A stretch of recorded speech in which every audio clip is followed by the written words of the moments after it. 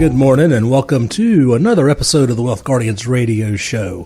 Thank you so much for spending some of your weekend time with us. We really appreciate it. I'm Doug Ray. Here with me is Brice Payne. Interesting dichotomy with what's going on. And what I'm talking about is markets had a big run this week, and you would think in the light of all these riots and everything, it would be just the opposite. I don't understand it. I honestly don't understand it. Well, let me tell you what one of my very first mentors in this business told me. Hilliard was a great guy. He was at the tail end of his career with Merrill Lynch. He had run Merrill Lynch in London, North Carolina boy, and wanted to come home for his final career. And I was very fortunate for him to be one of my managers and mentors. He taught me technical analysis. But he also said to me, he said, you're going to find out that the market is all-knowing. And it is predicting events 6 months to a year ahead of time. And I thought back then, I said, that's just crazy talk. And he told me, he said, I know you don't believe it right now, but in a year or two, you're going to believe it. Well, again, he was right.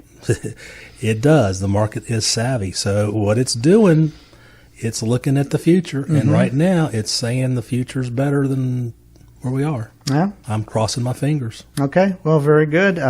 We are in some interesting times right now that heard somebody mentioning that this is the one of the worst financial crises right now that we're going through since the Great Depression. This is one of the worst healthcare epidemics that we've gone through since the 1918 Spanish flu, and it is some of the worst racial tensions that we've gone through since the 1960s. So all three of those, putting them on the plate, all we're waiting for now is the alien invasion, Doug, and we've got ourselves the trifecta there. Yeah, I remember the 68 riots, and I just pray this resolves itself peacefully. We all do.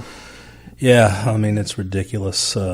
Totally ridiculous. Yeah. Well, listen, we've got some listener questions to get to. It's one of my favorite parts of the show. Absolutely. We do this about once a month, folks. We go to our listeners who write us in or call and ask us questions on the voicemail box there, and we write down some of the more interesting ones and read them back to you and see if we can provide an adequate answer for you. So, Doug, let's start things off here. Listener question number 1 comes from Marshall in Kernersville. And Marshall says, I have a variable annuity, and I just found out that the fees are very high. Well, welcome to variable annuities, Marshall. Exactly. And he says, I'd like to move the money elsewhere, but I'd have to pay a penalty to take it out. Yes, again, welcome to the world of variable annuities. Is it worth the penalty to get away from the high fees? And Doug, I'll say the short answer. Our favorite one. It depends. It depends. And I'll let you chime in here with the longer answer, and I'll see if I can add anything. Yeah, Marshall, you really need to have a really detailed evaluation of your situation, including how long have you been in it? What's your return been? What are the surrender charges? Is that annuity meeting your ultimate goal? I mean, a lot goes into this. What are the investments you're considering replacing it with? Exactly. And I wish I could answer your question in more detail, but without knowing more, we just can't. And I would invite you to give us a call and come in. We'll be glad to sit down and evaluate your situation with you. And that is a great question, Marshall. And if anybody else out there finds themselves in, whether it's an annuity or some other type of investment that you're now starting to second guess, or maybe wondering, should you be second guessing it? By all means, give us a call, because Marshall is not the only one out there, I can guarantee you, who is now starting to think, maybe this wasn't the best thing for me or my advisor to have gotten me into.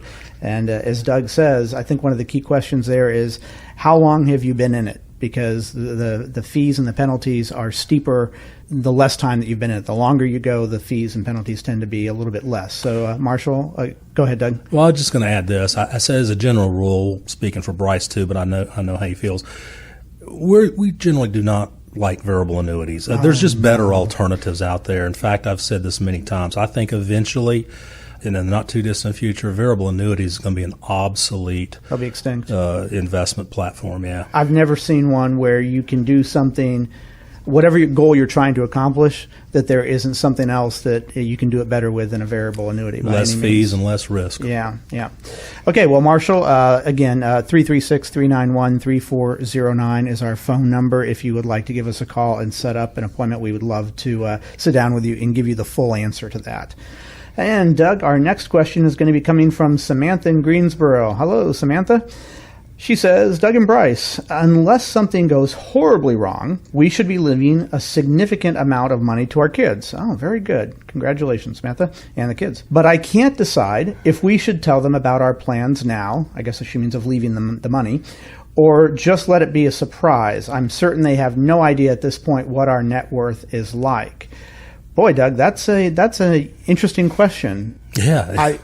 I would speak from my point of view that my kids, I wouldn't want my kids to know too much about what I might be leaving them. One, because I would be afraid that might just instill a lackadaisical sense of trying to save on their end, that they think, oh, well, I've got my safety net coming whenever Dad goes away, so I don't have to worry too much about saving. So I would personally, my view would be kind of keep it on the down low a little bit and instill in them the need for them to save on their own. And then if they get something in the end, that's a bonus for them. But what would be your approach to that?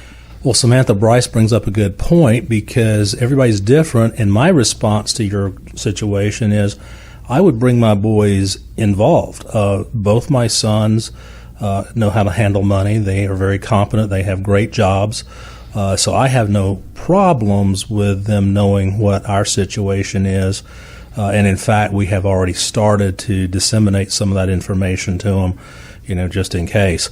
But again, in your situation, we need to know a little bit more about your situation, your family. Are your children competent with money? Are they not? How old are you? How old are they? Just what the situation is. But, our favorite answer is it depends. So the takeaway from that, Samantha, would be that there isn't a hard and fast rule of thumb for this. It's going to depend on you and the relationship with your kids, what kind of kids they are, how old they are. And Doug makes a very legitimate point about the way he's approached it. I think my point is legitimate as well. It's just going to depend on who your kids are and what your relationship is with them and what you ultimately want the goals for the monies to be as well.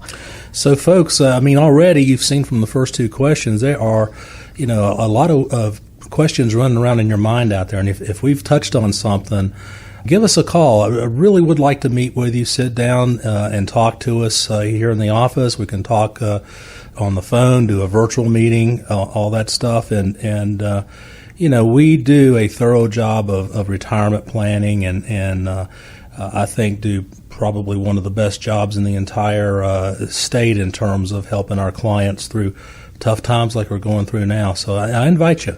The number 336-391-3409, or you can go on our website at thewealthguardians.com. Brice, we got time for, I think, one question, then your trivia. Okay, so we'll do one more question here, and this is coming from Tom from High Point. And he says, we have a lot of big travel plans once we retire. Very good, I do too.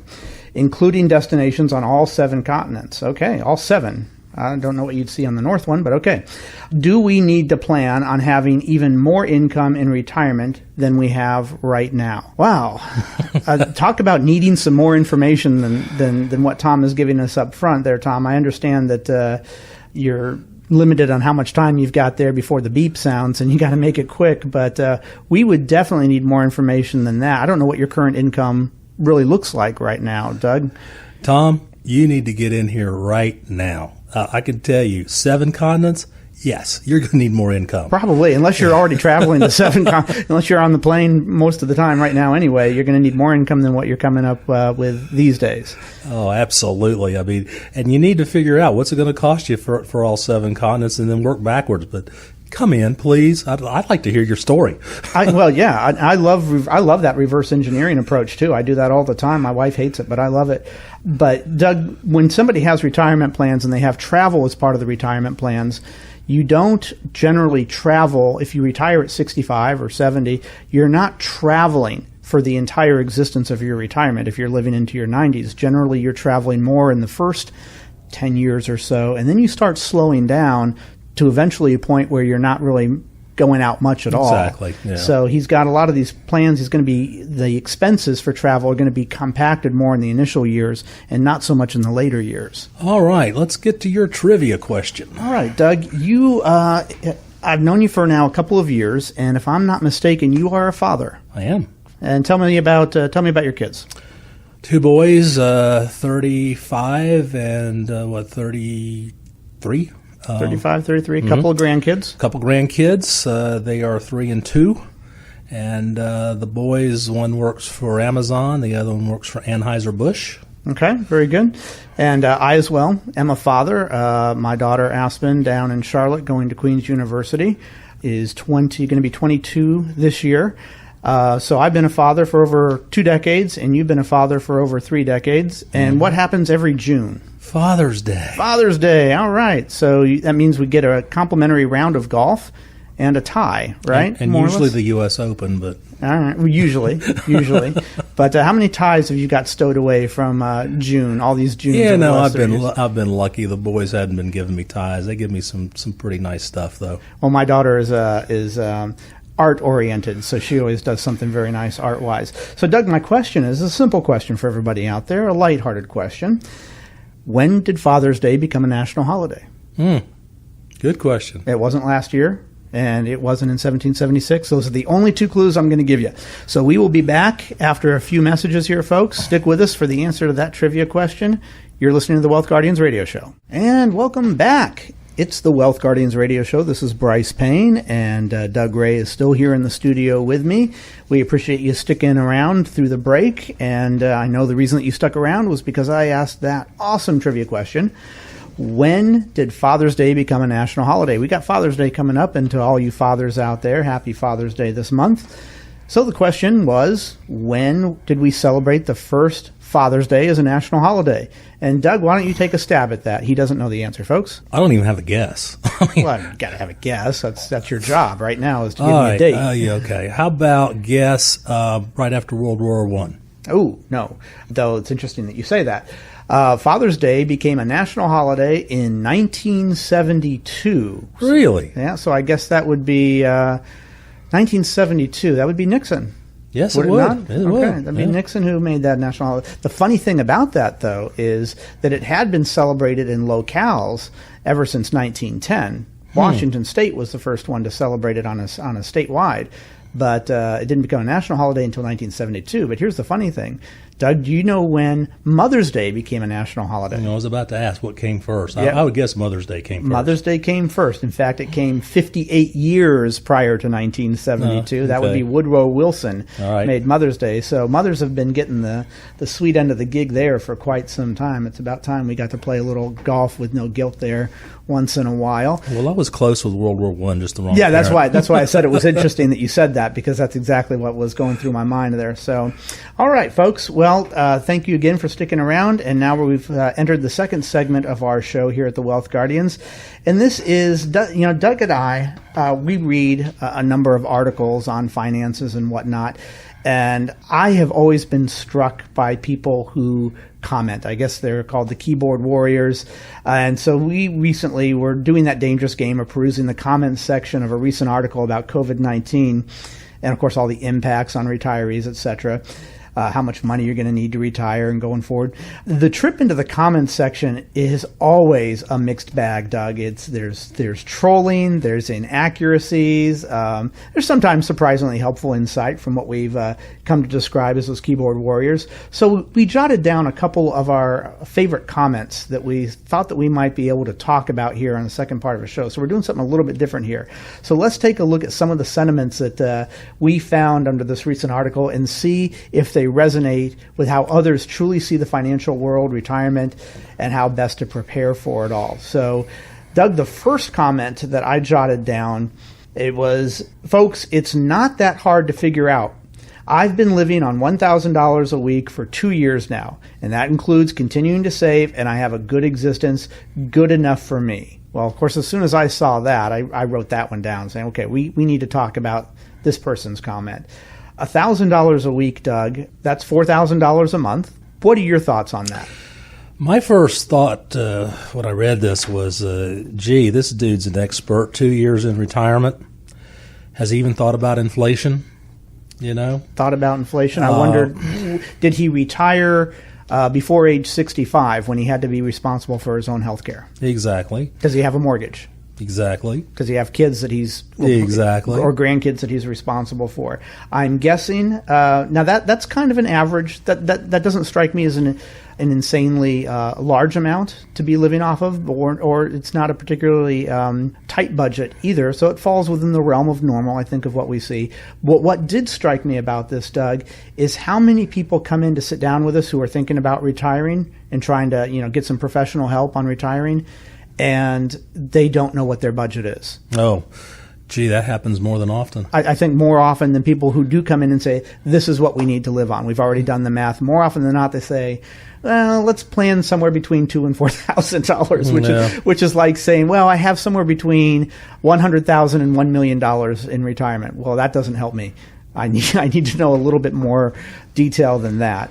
So what were your thoughts on that $4,000 a month, $1,000 a week? Well, again, that may be perfect for him, but everybody's different. I mean, we don't know if he's married. We don't know what kind of retirement goals they have. I mean, you can't really travel much if that's a goal, just $1,000 a week. That's true. Are you considering the annual expenses that don't normally get factored into your monthly expenses? Mm-hmm. Christmas gifts, vacations, as you said, etc.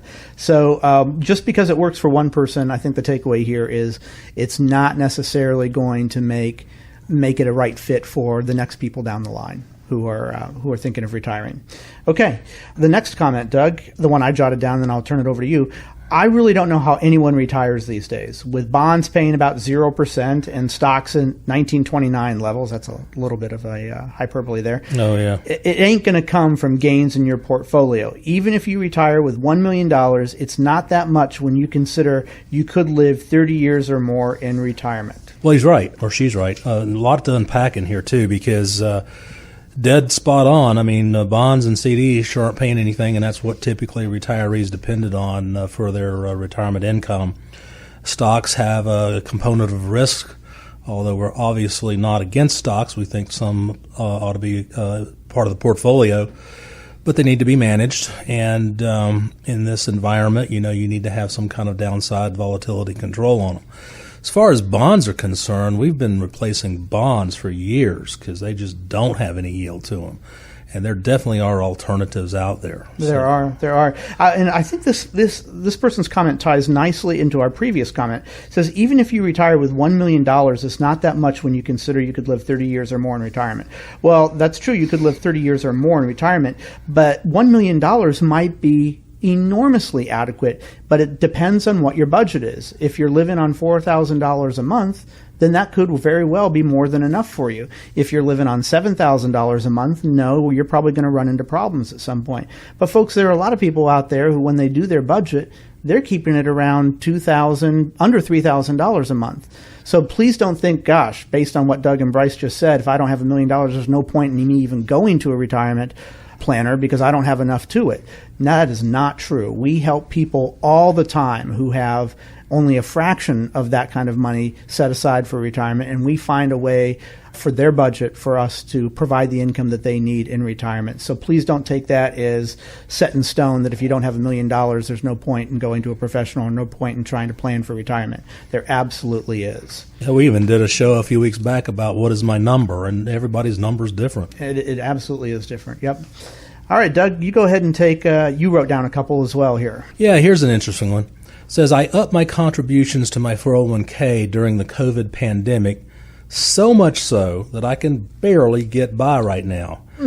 But I'm trying to take advantage of the market while it's down, and hopefully it'll pay off later. So you take that one. Yeah, I think the response to that one was, good move. You're going to do well with that kind of financial discipline. Well, that is true. I mean, this person understands that you want to buy the dips. When the market is down low, maybe can do those extra contributions into your 401k if your paycheck will allow it and your maximums, you're not already maxing out your 401k.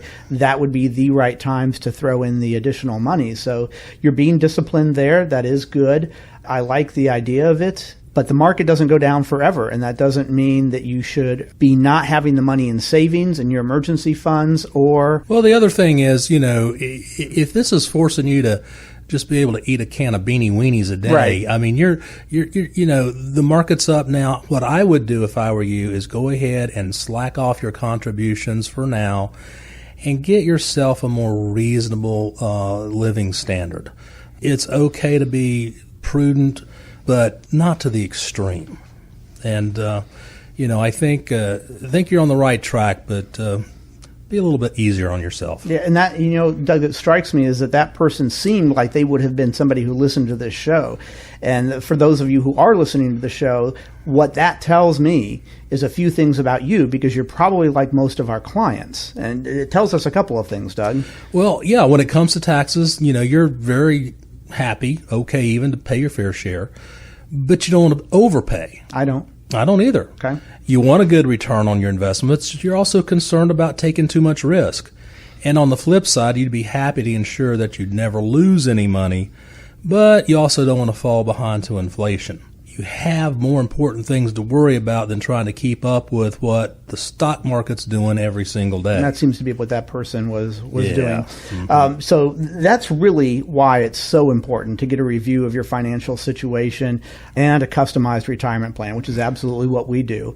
And the reason you want to do that is you can address these things that are on your mind and eliminate all that time that you spend worrying about your finances and about retirement. Just ask yourself, if you're listening to this right now, how much time a month or a week do you spend worrying about your finances in retirement? Now, you added that up. Wouldn't you rather put that time and energy into almost anything else? I know my wife loves to garden, so I know that she would rather put that time into gardening. And mine too. And look, if you've done a good job preparing for retirement and you want some help answering all the outstanding questions about your retirement, just give us a call. Set up that complimentary financial review. There is no cost, there's no obligation with this review, just like we've said many, many times before. It's just a chance for us to meet, talk about things that are on your mind, and find out what's the best way we can plan for your retirement. And if you want to do that, if it sounds like we know what we're talking about and we're making sense and you're asking yourself, or you're saying to yourself, I haven't done as much planning for retirement, even though I'm a few years away from retirement, as these guys on the radio are saying that maybe I should have. So why don't I give them a call? It's not going to cost me anything. That's true. It's not going to cost you anything. I'm under no obligation. That's true. You're under no obligation to do that. So all you got to do is give us a call. Our phone number is 336-391-3409. And I'll give it to you again, 336-391-3409. We'll give you a free plan review and a second opinion on what you're currently doing. You can also visit us at thewealthguardians.com and just click the blue button. That's all you got to do, folks, and we'll take it from there for you. We'll make it very easy. So, Doug, let's move on here to another comment that we noted here when we were reading that COVID-19 article. And the person said, the market is only down 10%. They put a couple exclamation marks after that. If your retirement plans can't weather a 10% market drop, then you can't afford to retire. Keep working. Well, that's at the face of it, that's not true at all. I mean, the fact of the matter is everybody's different, but being down 10% in what market drop? If you're down 10% in a 2008 environment, that's pretty good. That's not bad. That's our goal. That's what we're trying to build our portfolios to do. Right. But if you're down 10% and the market's only down 5%, then you've got something wrong going on. Yeah, and but there is a little bit of truth to what the person is saying. I think the sentiment that they were trying to get across there is it's very difficult, even in retirement, to get away from the market volatility as a whole. And so 10% drops at some point in your retirement are probably going to be a reality. And if that's going to sink you, then maybe you need to not be retiring. Now, I don't know that I agree with that necessarily, but I understand where the commenter was coming from. And again, folks, if you think, if that says something to you like, I probably can't stomach a 10% drop in retirement, then you do need to come see a financial planner like us, fiduciaries, retirement specialists, and help you figure out what kind of risk you are susceptible to currently and what type of risk you should be susceptible to. We can help you quell those risks and take some of the volatility out of your portfolio as you're in retirement. And Doug, I don't think we have time for anything more. What are you doing for the rest of the weekend here? I think we're going to probably just work around the yard a little bit and just kick back. Okay. All right. Well, I wish you all the best. I am going to go out right now and try to get a game or two of golf in over the weekend. And I look forward to seeing you back in the office on Monday. And folks out there, thank you for tuning in. We always appreciate you listening in, and we will check out with you again right here at the same time next week. Have a good weekend. Take care, folks.